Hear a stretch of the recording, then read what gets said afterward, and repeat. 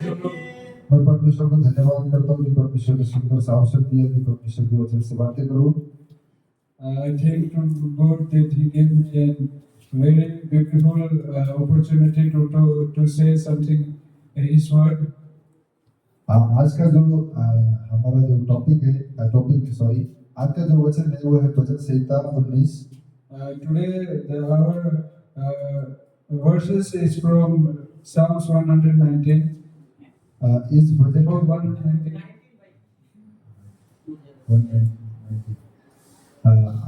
ये इस भजन संहिता के बारे में आप पृष्ठभूमि देखेंगे। We will see the background of these Psalms. इसका जो लेखक है वो दाऊद को माना जाता है। The writer of these Psalms is maybe David. और ये भजन सबसे सुंदर भजनों में से एक भजन है। This is one of the most beautiful Psalms. यह भजन तब लिखा गया जब इस्राएल एक कबीले के रूप में बटा हुआ था। This Psalms is written when the Israelites were in lot of tribe. कबीले में बटा हुआ था और राजा दाऊद के समय में एक केंद्रीय राज्य के रूप में एकत्रित हो रहा था। In the time of David, like they are uniting into one kingdom. या बनने जा रहा था। Or like becoming. ये कुछ हजार ईसा पूर्व में लिखा गया। This is maybe written in 1000 BC. और अभी इसमें हम देखते हैं वचन की ओर जाएंगे। हम इसमें देखते इसको वचन पढ़ेंगे। We will read the words. कोई हमारे बीच में हिंदी में वचनों को पढ़े। Someone read in Hindi. क्या ही धन्य है वो जो आकाश परमेश्वर की महिमा का वर्णन कर रहा है और आकाश मंडल उसकी हस्ताकला को प्रकट कर रहा है। दिन से दिन बातें कर रहा है और रात को रात ज्ञान सिखाता है। न तो कोई बोली है और न कोई भाषा जहाँ उसका शब्द सुना नहीं है। उसका स्वर सारी पृथ्वी पर गूंज गया है और उसके वचन जगत की छोर तक पहुंच गया है। उनमें उसने सूर्य के लिए एक मंडप खड़ा किया है जो दूल्हे के समान अपने महल से निकलता है। वह सूर्य के समान अपनी दौड़ने में हर्षित होता है। वह आकाश के सिर से निकलता है और वह उसके दूसरे सिर तक चक्कर मारता है और उसकी गर्वी सबको पहुंचती है। परमेश्वर की व्यवस्था, यहोवा की व्यवस्था खड़ी है, वह प्राणों को बहाल कर देती है। यहोवा के नियम विश्वास योग्य साधारण लोगों को बुद्धिमान बना देता है। यहोवा के उपदेश सिद्ध है, हृदय को आनंदित कर देते हैं। यहोवा की आज्ञा निर्मल है, वह आंखों में ज्योति ले आती है। यहोवा का भय पवित्र है, वह अनंत काल तक स्थिर रहता है। यहोवा के नियम सत्य और पूरी रीति से धर्ममय है। वे तो सोने से और बहुत कुंदन से भी बढ़कर मनोहर हैं। वे मधु से और टपकाने वाले छत से भी बढ़कर मधुर है। उसी से तेरा दास सिखाया जाता है, उसके पालन करने से बड़ा ही प्रतिफल मिलता है। अपनी भूल चूक को कौन समझ सकता है? मेरे गुप्त पापों में तुझे पवित्र कर। तू अपने दास को मिठाई के पापों से भी बचाए रख। वे मुझ पर प्रभुता करने न पाए, तब मैं सिद्ध हो जाऊंगा और बड़े अपराधों से बचा रहूंगा। मेरे मुंह के वचन और तेरे हृदय का ध्यान तेरी सम्मुख ग्रहण योग्य हो। हे यहोवा परमेश्वर, मेरे चट्टान और मेरा उद्धार करने वाला है। तो हम देखते हैं इस भजन संहिता को हम 3 भागों में बांटा गया है। पहले भाग में देखते हैं हम 1 से 6 तक जो अध्याय है उस भाग को हम देखते हैं सृष्टि के द्वारा परमेश्वर का प्रकाशन। सृष्टि के द्वारा परमेश्वर का प्रकाशन। This Psalms is divided into 3 three parts, and in first part, being 1 to 6, we can see that through creation, the revelation of God. 1 से लेकर 6 तक 1 to 6. व्यवस्था में परमेश्वर का प्रकाशन। दूसरा जो भाग है वो उसमें है नियम में या बाइबल में परमेश्वर का प्रकाशन। It is in second, it is written about laws and the revelation in Bible of God 7 to 11. और जो तीसरा भाग है वो है मनुष्य की प्रतिक्रिया, मनुष्य की प्रतिक्रिया 12 से लेकर 14 तक। And the third one is that the behavior of human. तो हम देखेंगे पहले भाग की ओर जाएंगे। We will go to the first part.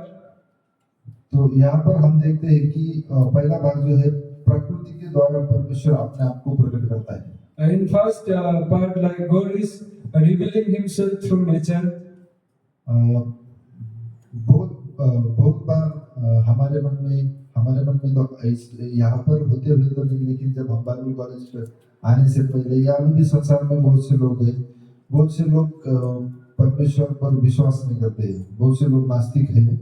Many people are not believing in God; they are atheists. और वो परमेश्वर के विषय में वो कहते हैं ये सब कुछ बातें अपने आप में हुई है, इन बातों को किसी ने नहीं बनाया। And they said it is a mythology. पर हम जब देखते हैं तो यहाँ पर सृष्टि एक मौन प्रचारक है जो परमेश्वर के महानता को दिखाती है। And if we see that this universe is also like a preacher who shows the glory of God. ये सृष्टि जो है प्रचारक का कार्य करती है। This universe works like a preacher. ये जो सारी सृष्टि है वो परमेश्वर के अस्तित्व का प्रमाण देती है। This whole universe is the evidence of presence of God. और ये सृष्टि परमेश्वर ने एकदम सुंदरता से रची गई है। This universe is created very beautifully. लेकिन कई बार नहीं, अक्सर हम देखते हैं कि इस सुंदरता को देखकर लोगों ने उस सुंदरता जो सृष्टि है उसकी ही पूजा आराधना करना शुरुआत की। All the time we see that by looking at this beauty of universe, people started worshiping that only. सृष्टि की सुंदरता को देखकर उसकी आराधना नहीं करनी चाहिए, हमें सृष्टिकर्ता की आराधना करनी चाहिए। We should not, by seeing the universe beauty, we should not pray, we should not worship that, but we should worship the one who made the universe. तो यहाँ पर हम देखते हैं कि किस प्रकार ये जो सृष्टि है वो परमेश्वर के प्रकाशन को दिखाती है या परमेश्वर के होने को प्रमाण दिखाती है। Like how this universe is so revealing the God in it's giving the evidence of God. ये जो सृष्टि है जो पहले भी हमने देखा कि सृष्टि जो है प्रचारक के रूप में हमने देखा, ये मौन प्रचारक है, ना कुछ बोलती है, ना चिल्लाती है, ना कुछ करती है, फिर भी हमें परमेश्वर के बारे में प्रमाण देती है। This universe is a silent preacher. It doesn't says anything, though it is telling about God.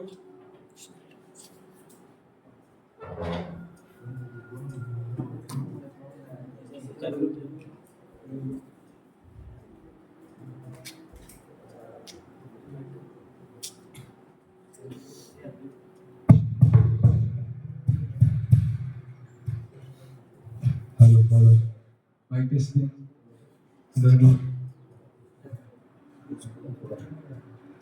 हमने देखा कि परमेश्वर सृष्टि एक मौन प्रचारक है जो कुछ बिना बोले बिना शब्द के वो परमेश्वर के होने के प्रमाण को हमें दिखाती है। This universe is a silent creature who doesn't sense anything, but it gives the evidence of a God. और अब हम देखेंगे कि व्यवस्था के विषय में व्यवस्था परमेश्वर को प्रकट करती है। We will see about the rules that how rules shows the God glory.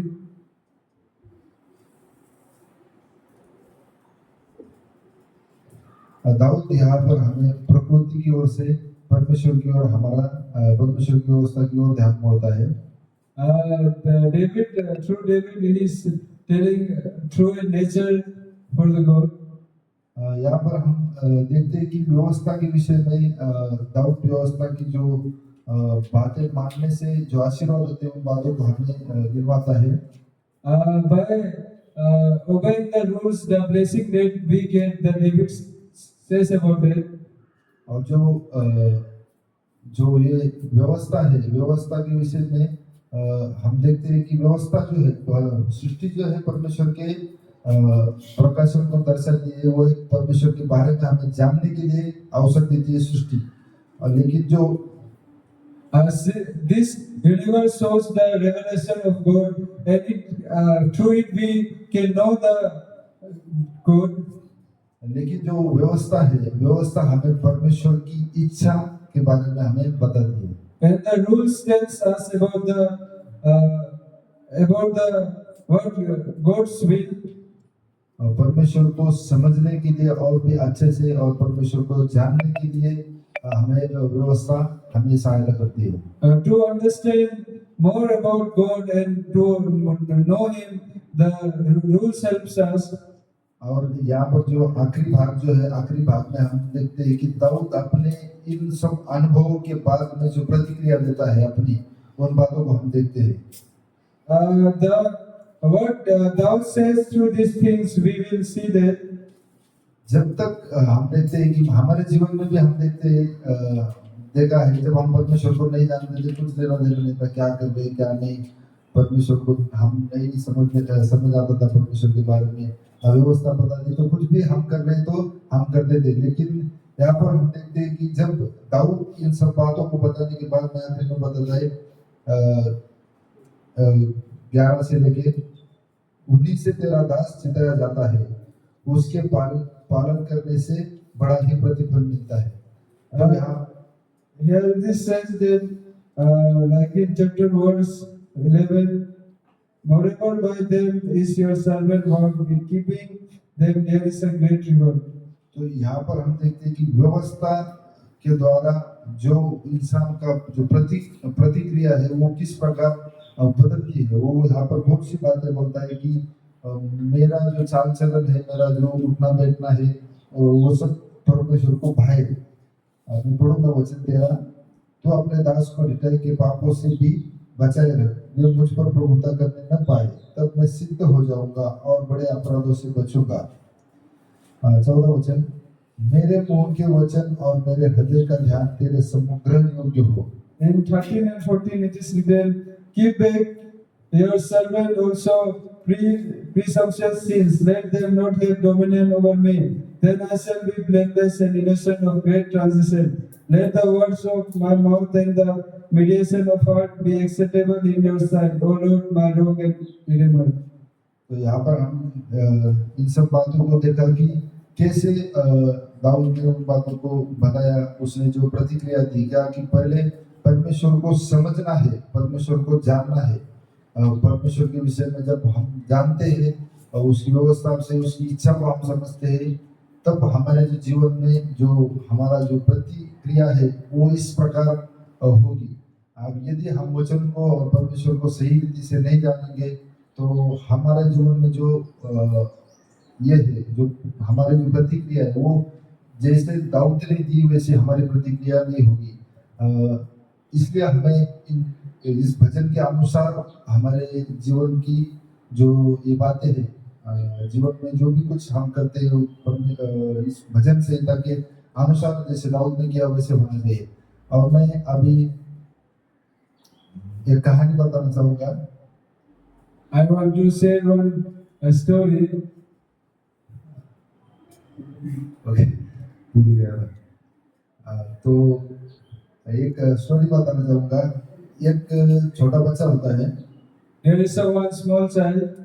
अ, वो अपना घर में उसका घर में उसके पिताजी और एक नौकर होता है। There is a one, his father and one servant.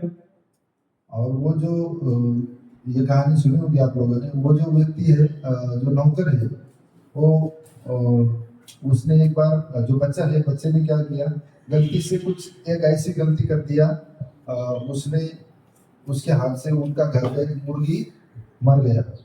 That child did one mistake through his hand. One chicken is died from their home. वो मुर्गी जब उसके सामने वो जब मर गया तो वो देखा, उस दास ने, जो नौकर था, उसने देखा The hen which was died, that servant was so seen. और उसको देखने के बाद में ये बच्चा डर गया। But after he seen that that child was afraid, इसे उस लड़के को अपने पिता का डर सताने लगा।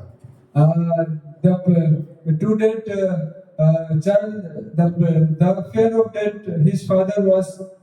और उस नौकर ने भी कहा, यदि तू चाहता है कि मैं अगर तुम्हारे पिताजी को ना बताऊं तो मैं जो बोलूंगा वो करना पड़ेगा। And their servant said, if you want that, I should know. If I should not say your father, then what I said you have to obey that.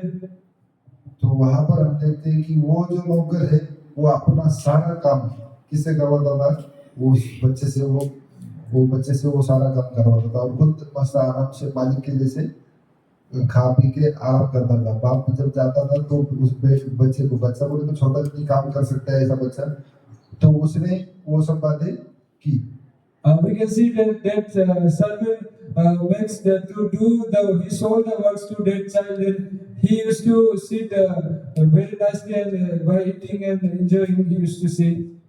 तो हम यहाँ पर देखते हैं कि वो जो बच्चा है, उसको ये कहानी इस संदर्भ से ज्यादा मेल नहीं खाती, लेकिन फिर भी ये कहानी से हम देख सकते हैं कि वो बच्चा अपने पिताजी के स्वभाव को या पिताजी को सही से नहीं जानता था, इसलिए उसने वो गाली दिया। यदि वो जानता तो अपने पिता से जाके क्षमा मांगता और बोलता कि मेरे से गलती हुई है, लेकिन उसने पिताजी के स्वभाव को, पिताजी को नहीं जाना, इसलिए उसे उतना काम करना पड़ा, मतलब नौकर मालिक बन गया। Because that child doesn't know the behavior of his father, he didn't ask for forgiveness. Because of that, he had to do so much work. In that, the servant become the owner. उसे पता था ये मेरा पिता है और वो सब बातें पता थी, लेकिन उसका स्वभाव जो है, नेचर जो है, वो उसको उसे नहीं पता था वो कैसे स्वभाव का है। He knows he is my father, but he doesn't know the nature and behavior of his father. तो इस कहानी से हम देखते हैं कि किस प्रकार हम यदि हमारे जो पिता है, हमारे पिता का स्वभाव नहीं जानेंगे, स्वभाव हम वचन से जान सकते हैं, यदि नहीं जानेंगे तो हमारे जीवन में क्या होगा। If we doesn't know the behavior of our father, the behavior we can know through the verses, and what will happen if we don't know his behavior, we will see. मुझे माफ करना, मैं इसका पृष्ठभूमि बताना रह गया, मैं अभी बताऊंगा, कोई बात नहीं। इस जो पुस्तक को लिखने का कारण जो था, जिसे देखते हैं हम, तो मेरे हिसाब से मैंने सोचा उस बात को, ये जो इजरायली लोग है, इजरायली लोग यहोशू के बाद में, यहोशू ने जब उन्हें कनान देश में पहुंचाया, कनान देश में पहुंचाने के बाद में यहोशू जहां तक था, जब तक था जिंदा, तब तक पूरे इजरायली लोग सही से जीवन जीते थे। हम पढ़ेंगे उसका नइयों का पुस्तक, उसका 2 अध्याय। The context of this is during the time of Yahushua, when the Israel people were good at when he was there.